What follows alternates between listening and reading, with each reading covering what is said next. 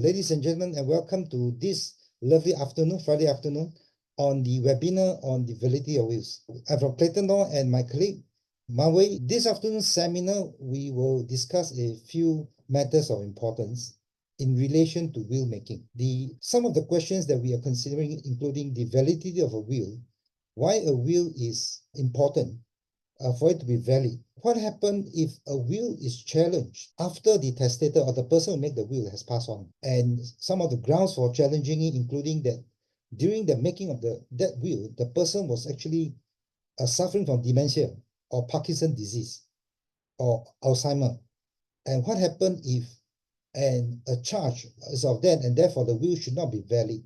What happened to that? To begin the seminar, I'd like to invite my colleague, Man Wei, to commence the seminar with a discussion of a series of cases from Malaysia, and I will following up with a case in Singapore that was decided in 2024 this year. So without further ado, let me hand the seminar to Man Wei, my colleague from MWK Associates. Man Wei, please. Thank you, KK. Thank you. Hi, good afternoon, everyone. My name is Man Wei. I'm a partner at Ma Wing Koi and Associates. So we are a law firm based in Malaysia, specifically in Petaling Jaya, Selangor. I've been practicing for about 14 years now in the area of litigation. So I do court cases and especially involving inheritance disputes. All right, so validity of wills. So we're going to talk about today what amounts to a valid will, an effective will, one that will be recognized by the courts here in Malaysia. Now, of course, when we talk about validity of wills, there are many aspects to look at. From the form of a will, it has to be in writing. From the requirement for witnesses, there needs to be 2 witnesses, and many other aspects. But for today, as KK mentioned just now, we are going to focus on the aspect of testamentary capacity. Testamentary means something of or in relation to a will or testament. But for context, testamentary capacity is one of the things we look at when a party tries to invalidate a will, when we want to try to declare that a will is invalid. You may argue that the testator is the person who is making the will. The testator lacked testamentary capacity, the mental capacity to make a will when he signed it. Or we could allege that there are suspicious circumstances surrounding the making of the will, or there's a party who exercised undue influence over the testator, or that there was forgery or fraud, that the will is forged. So what then do the Malaysian courts define as testamentary capacity? Bear with me, I understand it's a bit wordy. This is an excerpt only of a definition of testamentary capacity from this classic English case of Banks and Goodfellow. Bear with me and just let me read through this, and later I will summarize the meaning of it, all right? Because I feel like I couldn't say it better than this English judge in this old case, and as quoted by our local court of appeal here as well.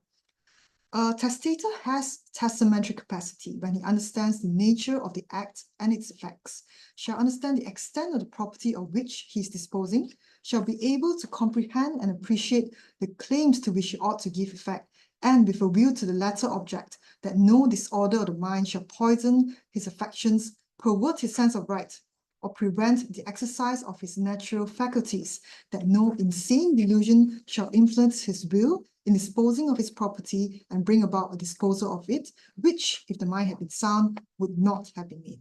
In deciding upon the capacity of the testator to make his will, it is the soundness of the mind and not the particular state of the bodily health that is to be attended to.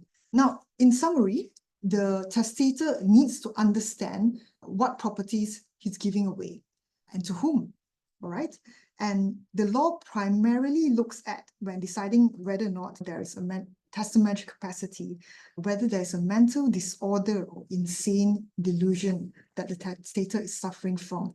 So mere bodily ill health, physical sickness, or even imperfect memory is insufficient for the court to declare that the testator lacked testamentary capacity. Okay, let's try to better understand it from the aspect of, by looking at an actual case that was decided in the courts here.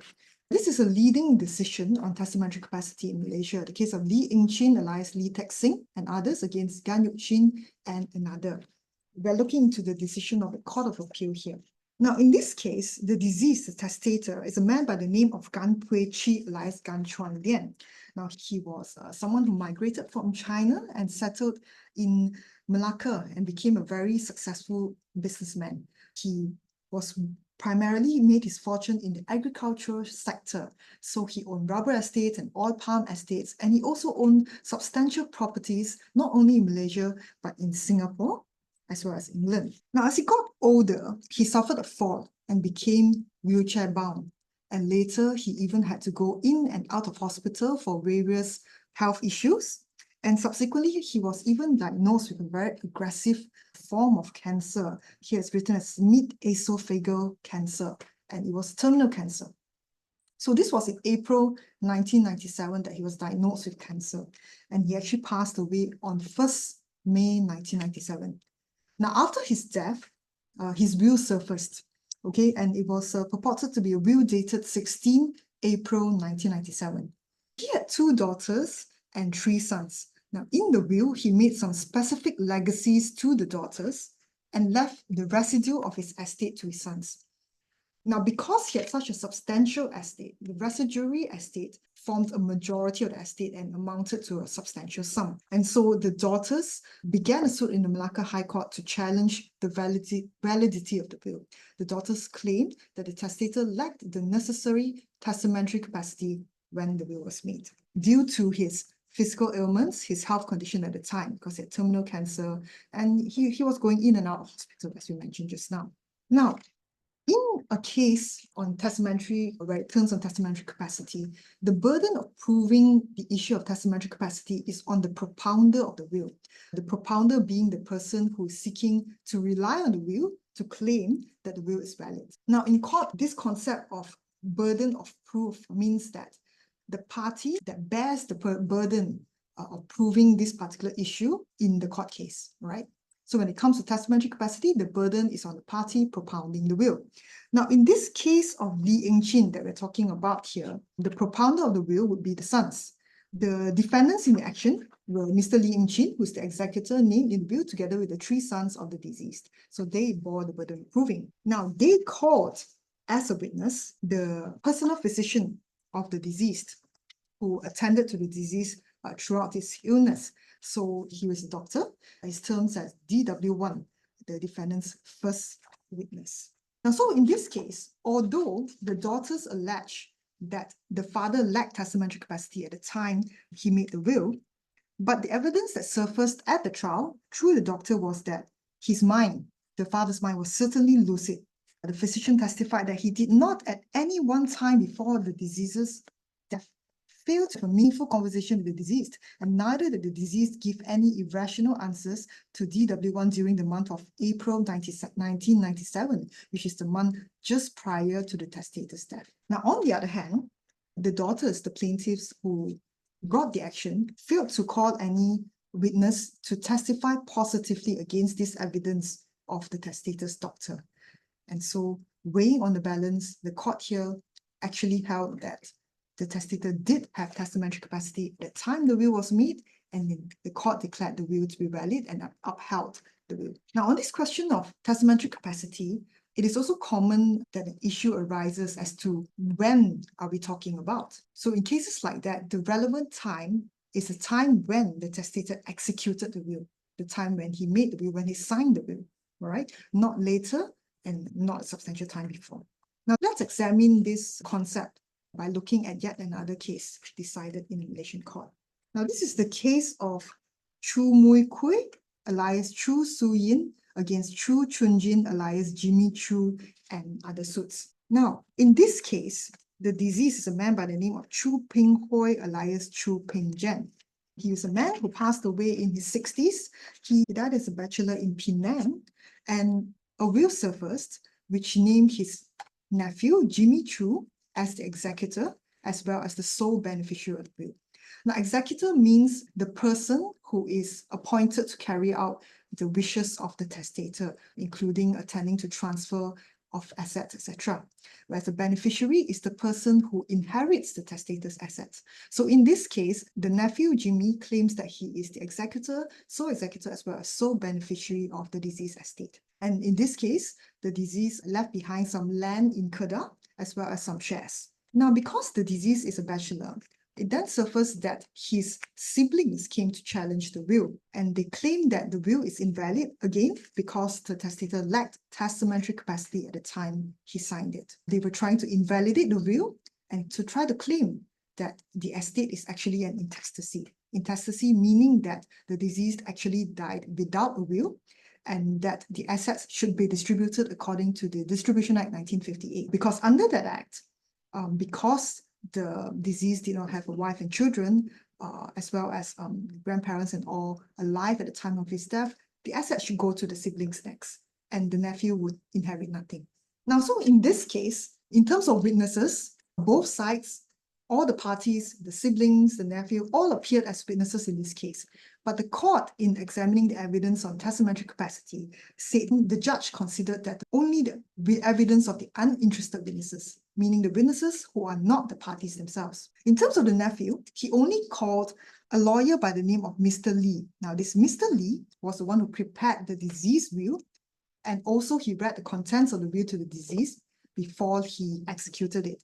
And Mr. Lee was also one of the witnesses that witnessed the deceased affixing his thumbprint to the will. Unfortunately, the court was reluctant to believe the evidence of Mr. Lee, the lawyer, where the judge commented that he found that Mr. Lee was not a forthright witness. He displayed selective memory and was evasive on crucial questions put to him. The judge also commented that the other witness to the signing of the will was not called as a witness at the trial. And significantly, the nephew here also did not adduce any medical evidence, medical report, or called any doctors as witnesses. Now, on the other hand, the siblings called as their witnesses 3 doctors. Okay, one was the consultant physician who attended to the deceased at the hospital in Penang, the neurologist, as well as the consultant neuropsychiatrist.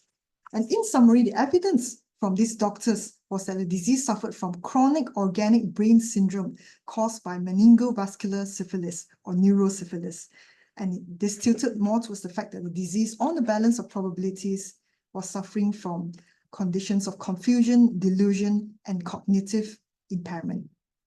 Now, so weighing the evidence from the both sides and choosing to believe the evidence of the doctors, the High Court in this case ruled in favor of the plaintiffs and declared the will to be invalid.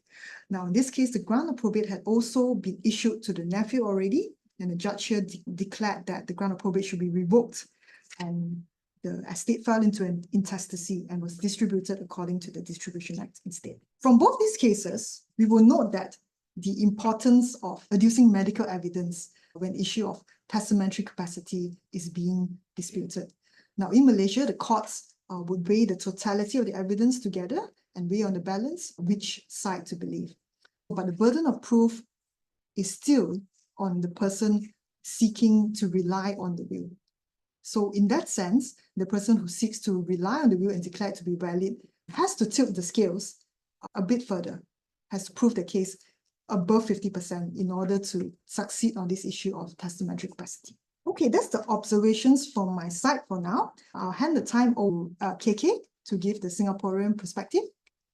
Thank you. Thank you, Manwei, and thank you for the interesting cases and principles we brought up. Okay, so the case that we will discuss this afternoon is this one, the case of XBO and XBP.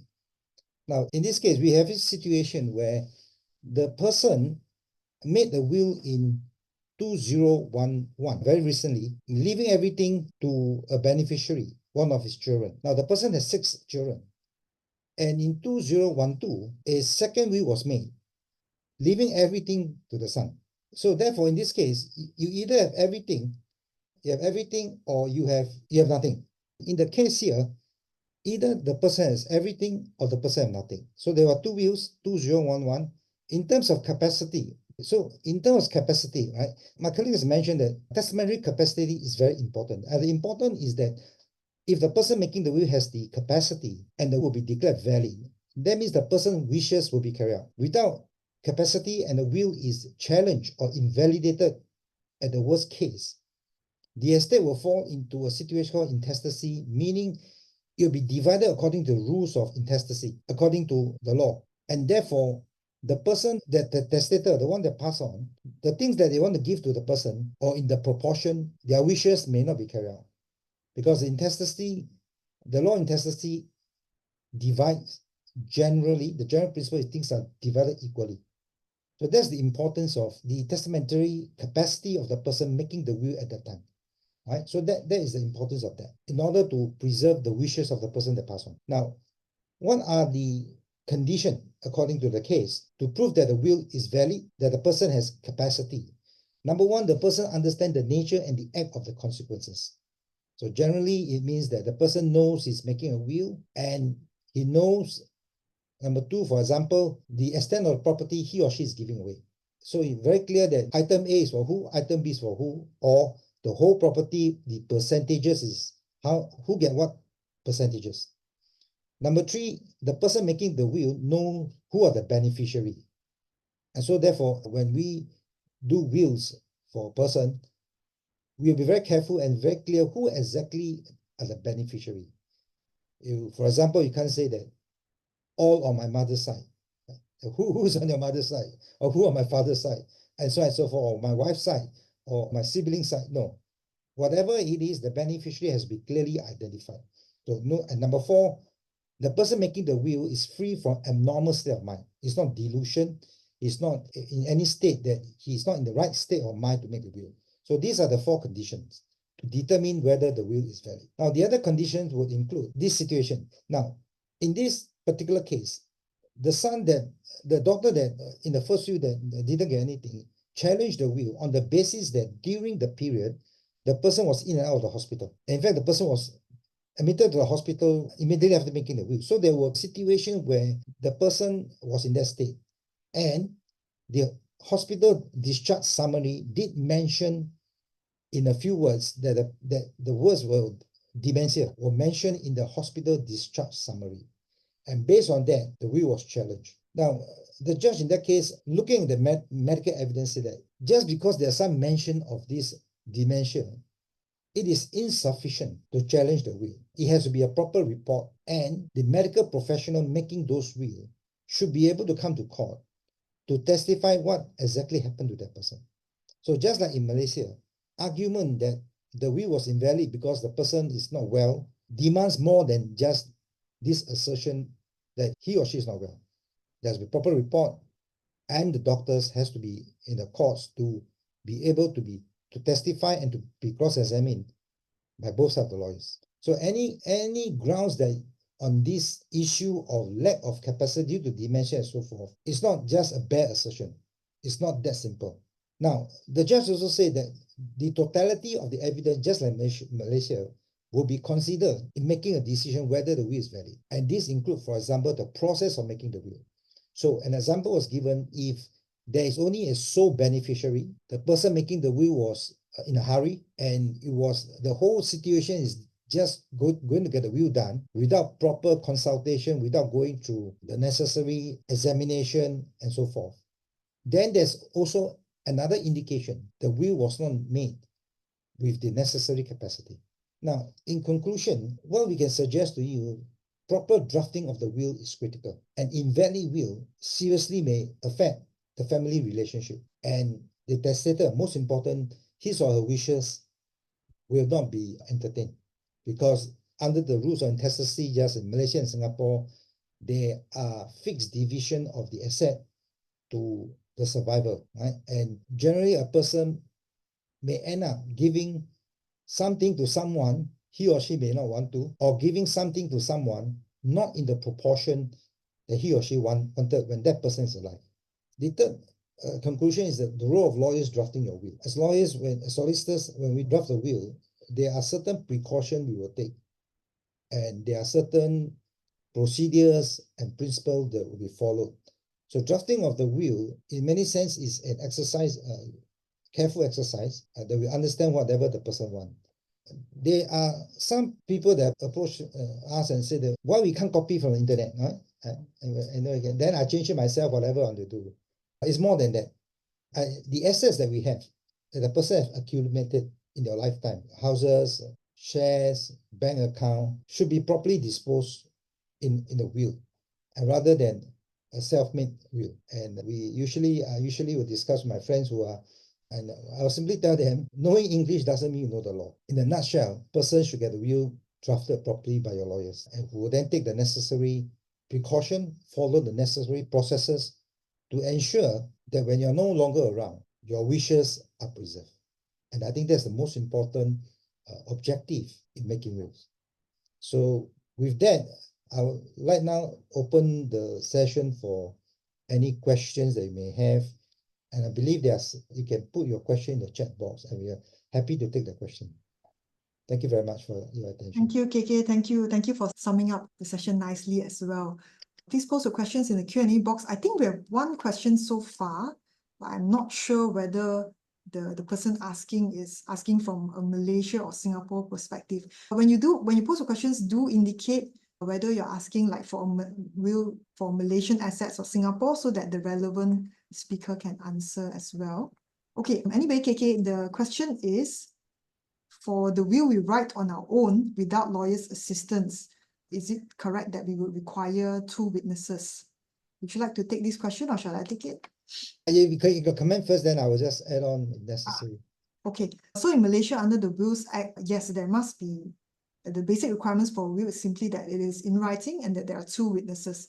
Regardless of whether or not you get a lawyer to prepare the will, you need 2 witnesses, yes. So if I may just add on, it's correct. There's no rule of law that wills must be drafted by lawyers, right? You can copy on internet, you can do your own and whatever. But I just want to suggest that you engage your lawyers to do it to ensure, number one, the processes are followed. There are processes that we need to follow, and it's just too many to discuss in the seminar. The witnesses to the will, in addition to what Mawei has mentioned, cannot be a beneficiary of the will in any way.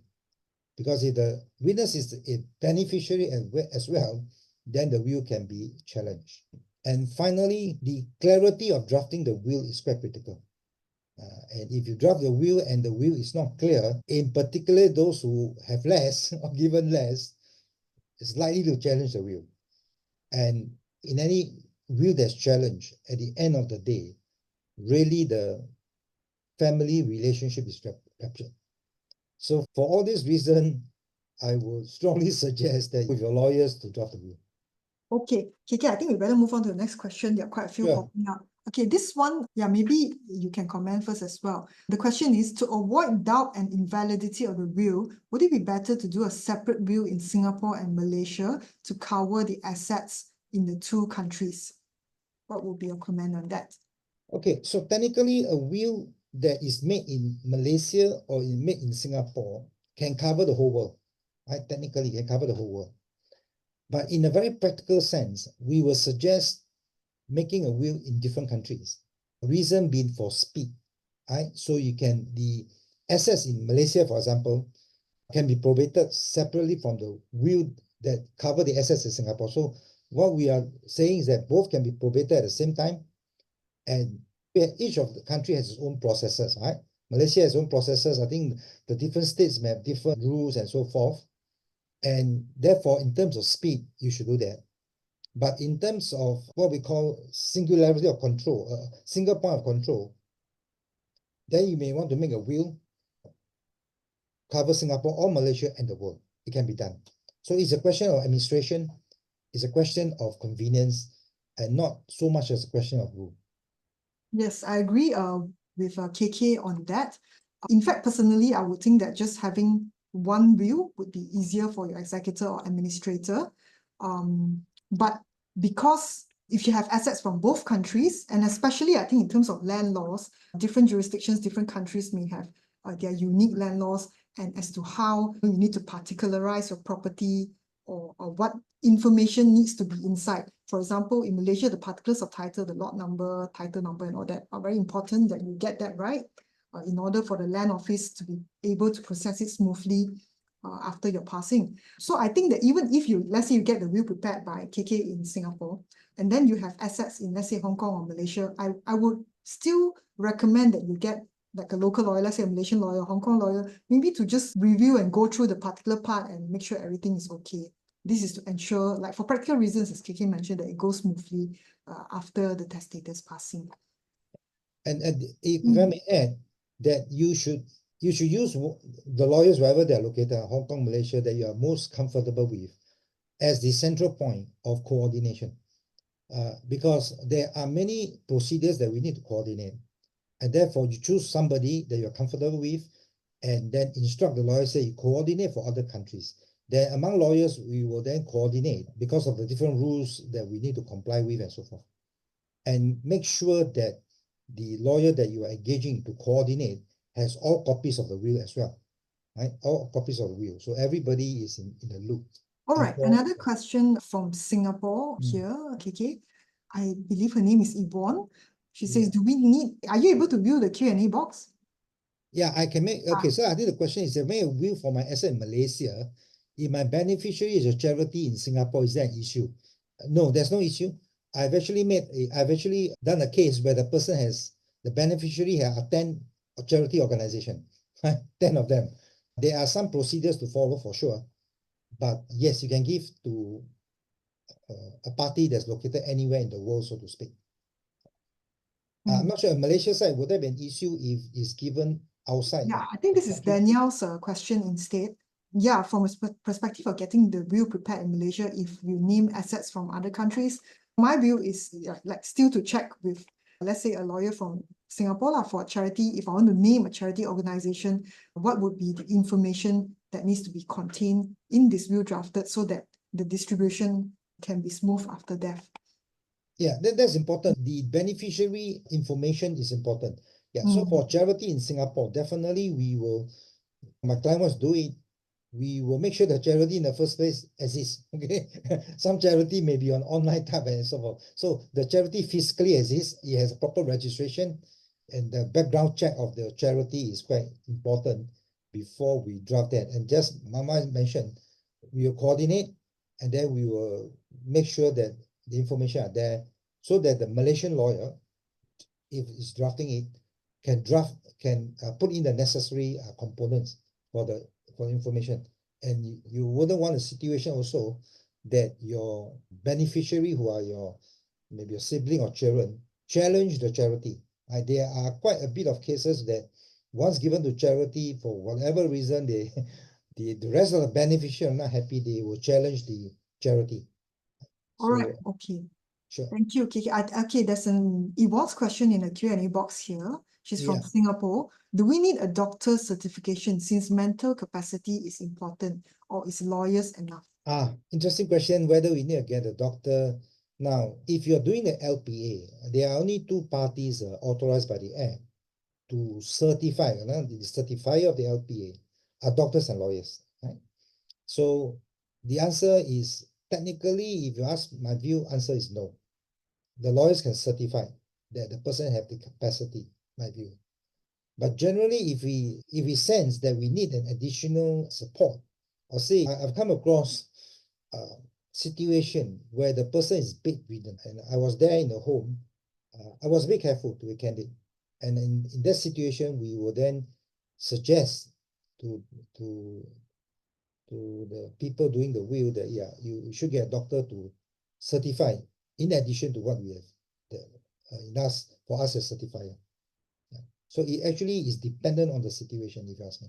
Yep, all right. I'm going to take the next question about a Malaysian will. The question is, can a Muslim be named as a beneficiary of a will created by a non-Muslim? And will there be an issue for distribution? My answer is no, there shouldn't be an issue in terms of the beneficiary receiving the property.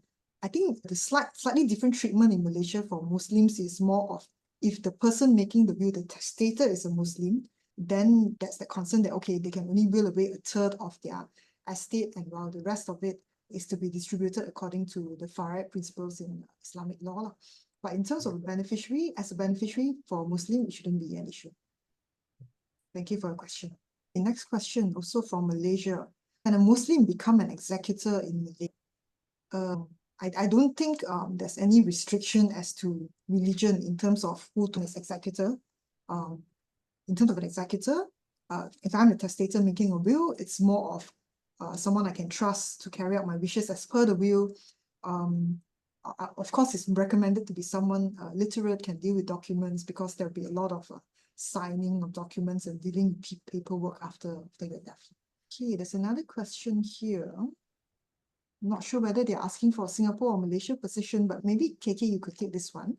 The Sure. question is, if a will was drafted 20 or 30 years ago, can the will be challenged on the basis that circumstances and relationships amongst the testator and family has changed? I'm not sure what word is that, partially, such that if the will was updated, it would likely have been different. I think that the important question is who is asking the question, not as who, but which is the position of person asking the question. If you ask the testator, likely he will say no. But if you ask the beneficiary, may say yes. The best is this: consult your lawyers, ask him or her to review the will. That's the best.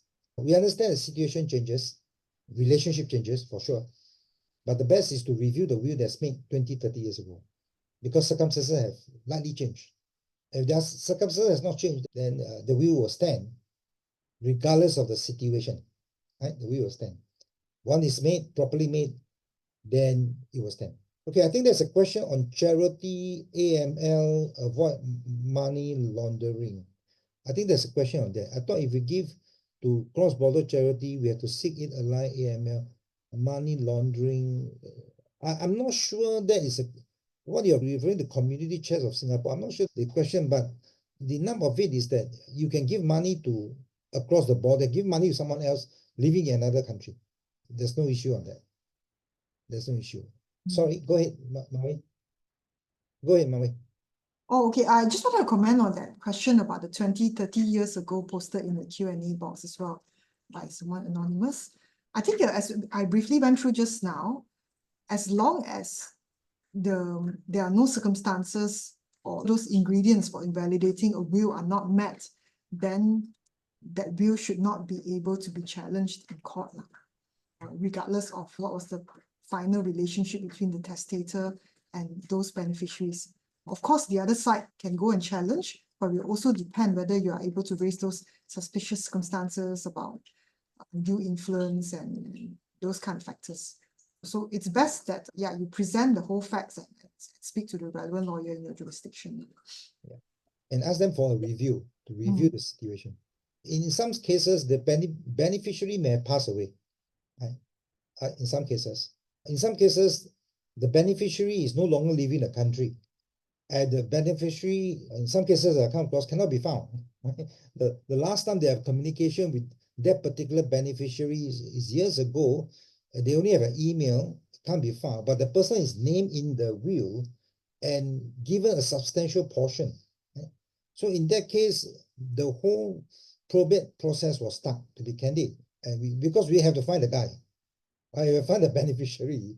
The executive have to go and hunt for the person and say, hey, you have some money.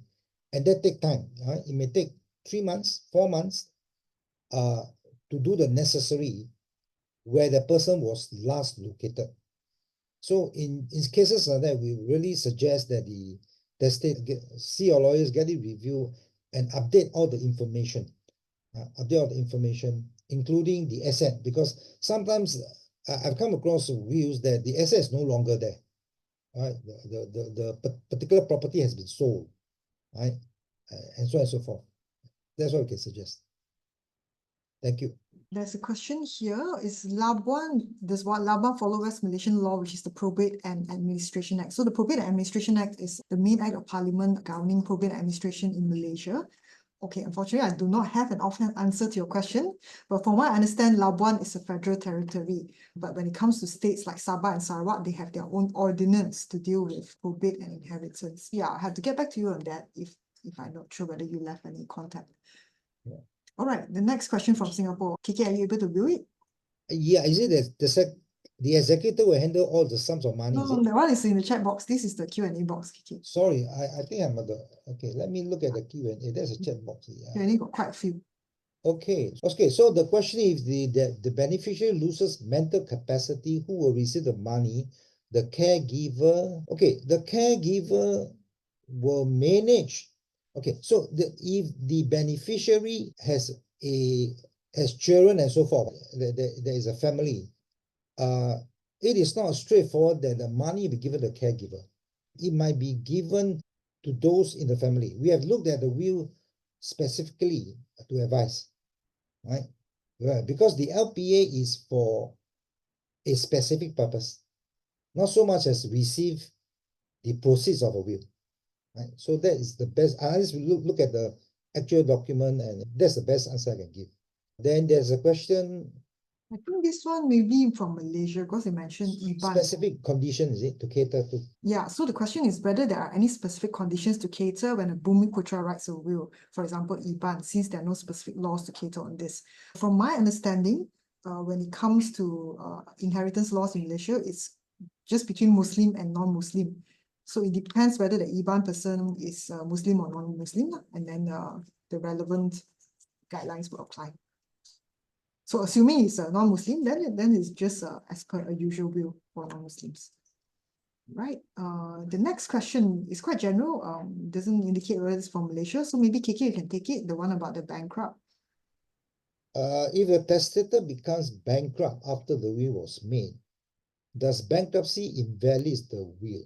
If it's phrased in this manner, no. Bankruptcy doesn't affect the will of the person given away, he or she given away after their death.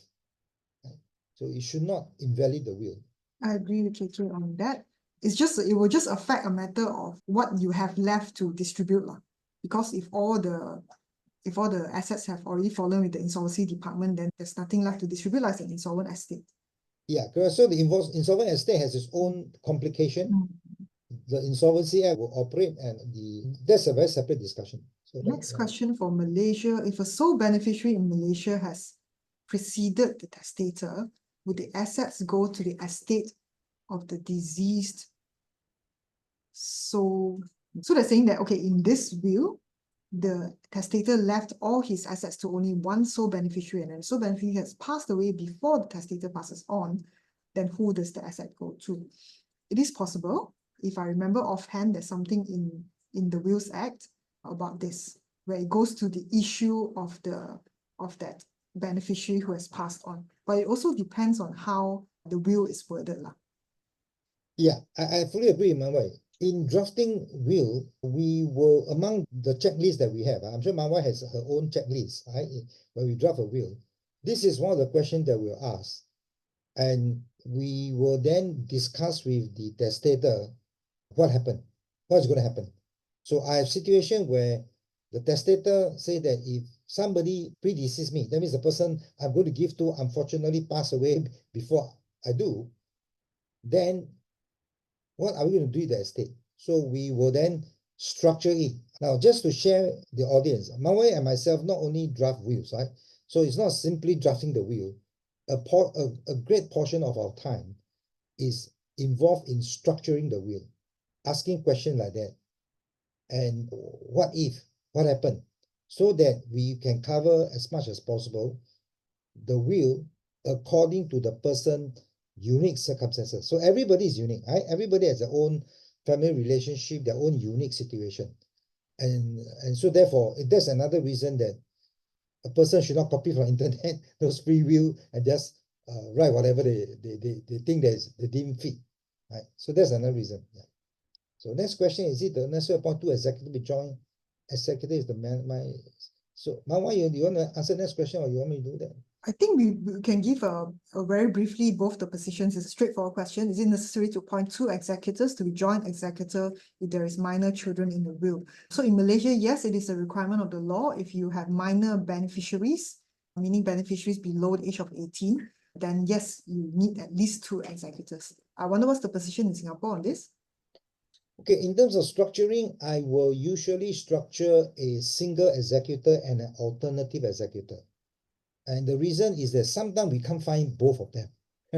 Right? Some of the executor could be our good friends when we are young, our kopi kaki or football kaki. Then after many years later, the fellow migrated to Canada or Australia, right? So you may have that kind of situation. And therefore, if you have a joint executor, I would suggest you see your lawyers review that for one. And therefore, if there's a minor in the will, the minor is we assume is your children, there will be certain structuring we will need to do to ensure that there is a guardian to take care of the children for their education and their living expenses and so forth. So that falls in the area of structuring, not so much as the law. And of course, you can have joint executor if you feel that there should be two persons making the decision in the execution jointly. That means both parties must agree, right? So if both parties start to disagree, then it may trigger some other issue. Okay, I think you better move on to the next question. Yeah, There's sure. quite a few more. Next one is on Singapore. Maybe you can take it, Kiki. Does Singapore LPA have an effect on assets in Malaysia? Yeah, I actually had an article on that previously. If you ask me, answer is no. I would suggest you have an asset in Malaysia. I think, am I correct? In Malaysia, the LPA situation, they do a POA, right? The power of attorney. Say again with the question. In Singapore, with the LPA, Mm. in Malaysia, it's generally called the power of attorney because Yeah, my understanding is you don't have the system of the LPA yet. lasting power of attorney. Yeah. I think in the power of attorney, they will word it to be either irrevocable or revocable. Yeah, so it's separate. So the lasting power of attorney, in short, in Singapore, confines to Singapore for clarity, for speed, and so forth, for ease of administration. Assets in Malaysia, please consult the Malaysian solicitors for those assets. All right, I will take the next question. It says, so the executor will handle all the sums of money and distribute to the beneficiaries. How do we know if he has siphoned and didn't distribute the sums? So the question is whether executor is supposed to handle all the sums of money and distribute to beneficiaries. Yes, that is the legal duty and obligation of an executor appointed in the will. How do we know if he has siphoned and didn't distribute the sums? I guess this person is asking from the angle of a beneficiary. If you are aware that the testator has some further assets that are supposed to be distributed, they haven't been distributed properly, something is missing, as a beneficiary, you have a legal right to ask the executor to render accounts of the estate. So in Malaysia, if you put in a written request and the executor does not comply, does not provide accounts within a certain period of time, you can actually apply to court to compel the executor to provide the accounts. Right? It is a legal duty for him to do. That will be the same for Singapore. The executor is personally liable to the estate, right? Liable to the estate. And definitely the beneficiary has a right to ask question. What's going on? All right. Would you like to take the next question, Kiki? Which one is does the insolvent officer have first got the asset, although the asset has already been willed? Okay, so if you ask me just as of now, I need to check the insolvency component. As if without checking, if the person is insolvent, the insolvency office, right, or the public trustee office, or the insolvent appointed to resolve that has first charge over the asset. So if a situation the person passed away, but the person company share, for example, the company has become insolvent, the shares are worth quite a lot, for example, the insolvent administrator would have first charge, if you ask me. But in any case, we need to look at the details of the fact before you can give your final opinion. But thanks for the question. Looks like the next question is on Singapore as well. Maybe KK need help as well. Okay, if a property is purchased in the name of a husband and wife, we are assuming okay, so the first question is, how is the property, is it tenancy in common or is it joint tenancy? First question. Can a spouse make will distribute half share of the property, assuming that I think the question is tenancy in common, right? Consider the law dictate that when spouse pass away, the surviving spouse get to deceased share. Okay. So the question is really, is tenancy in common or joint tenancy? Joint tenancy, it goes over to the surviving spouse. Yeah, yeah, that will be the position. So you do review the tenancy, do review the legal ownership carefully.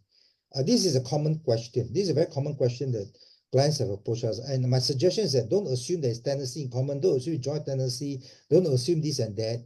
Yeah, get hold of the actual document and get your lawyers to examine it. And then he can properly advise you where's the situation. Okay, Kiki, Catherine has asked another question. I'm not sure whether you want to So follow. look, the beneficiary of the will might have Chance nothing willed to him by the bankrupted individual likely. Yeah. Yeah, it depends on the Insolvency Act. So the one we need further review and investigation. Yeah. Okay, Daniel Tan here has asked another question. I'm not sure whether she's asking in respect of assets or an estate in Malaysia or Singapore.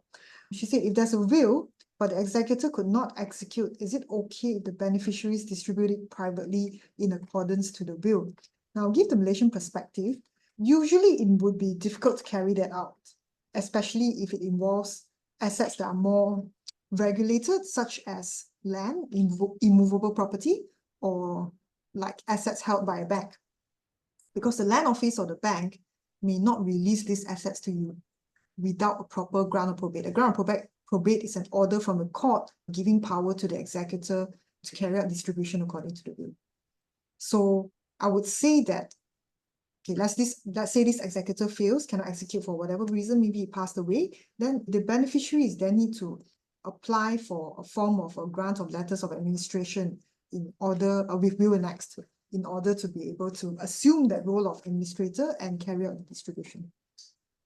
Okay, we have some more questions. Yeah, that will be the same position in Singapore. I think the beneficiary is going to face a mountain of problem to climb to go and get things that are regulated, bank account, houses, cars, and so forth. Yeah, you face a mountain of problem. Okay, Catherine has asked me to answer the same question just now, whether, for an insolvent estate, would the beneficiaries end up with nothing? The answer is yes, because I think for any estate, generally in Malaysia, the funds in the estate have to be used to first settle debts to the testator's creditors before it can be distributed. So you settle liabilities before you can distribute assets. So in an insolvent estate where liabilities exceed assets, there's nothing to be distributed. That would be the general principle position. There's another question here in Q&A, Kiki. So another one, is it? I can't see. Yeah. Okay, whether there's a letter to further cater in future to the event that the law firm winners could not be found in future. Is that the question? Yes. Law firm winners cannot be found. Mama, take that and comment on it. Yeah, I'm fine. So yeah, usually in Malaysia, when you apply for a probate for a will, both witnesses of the will would need to sign affidavits to confirm that they witness the testator signing the will. We call that the affidavits of attestation of the will. Now, if one or both witnesses could not be found, have passed away and all that, then in the main affidavit in support affirmed by the executor who's applying for grant of probate, you explain that, oh, this witness could not be found or is not around. So in Malaysia, the threshold for obtaining a grant of probate is as long as the court registrar is satisfied, that the will has been sufficiently proved. So generally, yes, I have had cases where, one or even both witnesses are not around, and we still got grant of probate. So it's possible. Yeah, so in this issue of witnesses, generally it's not an issue for the probate unless there's a challenge to that. Generally, if the will is witness in a law firm and the law firm is still around, right, they will then, of course, if challenged, testify that they witnessed the will and so on and so forth. So it's another reason to get a will properly drafted by your solicitors so that they can testify that the things were in order. Looks like that's all the questions has been posted, and I think it's just 5 p.m. Sure. Okay, maybe we'll just have a last couple of seconds. Just that I didn't manage to flash my firm's contact details. Maybe I'll just quickly flash the QR now in case anyone wants to take down the contact details. That's okay, Kiki? Yeah, sure. Please go ahead. And yeah. If anyone would like to reach out to our firm, Mawing Associates, you can just scan this QR. It will take you to the page where our contact details are contained. Thank you. I think I can do. But in any case, for those who are in Singapore, you have a contact over the WhatsApp. You can do that. Anyway, you're registered. Right. Thank you, everyone. Yeah, thank you very much for tuning in this afternoon. Yep, thank you. Thank you. Have a good weekend. Have a good Thanks weekend. for taking the time to attend this. Sure. Bye. Bye.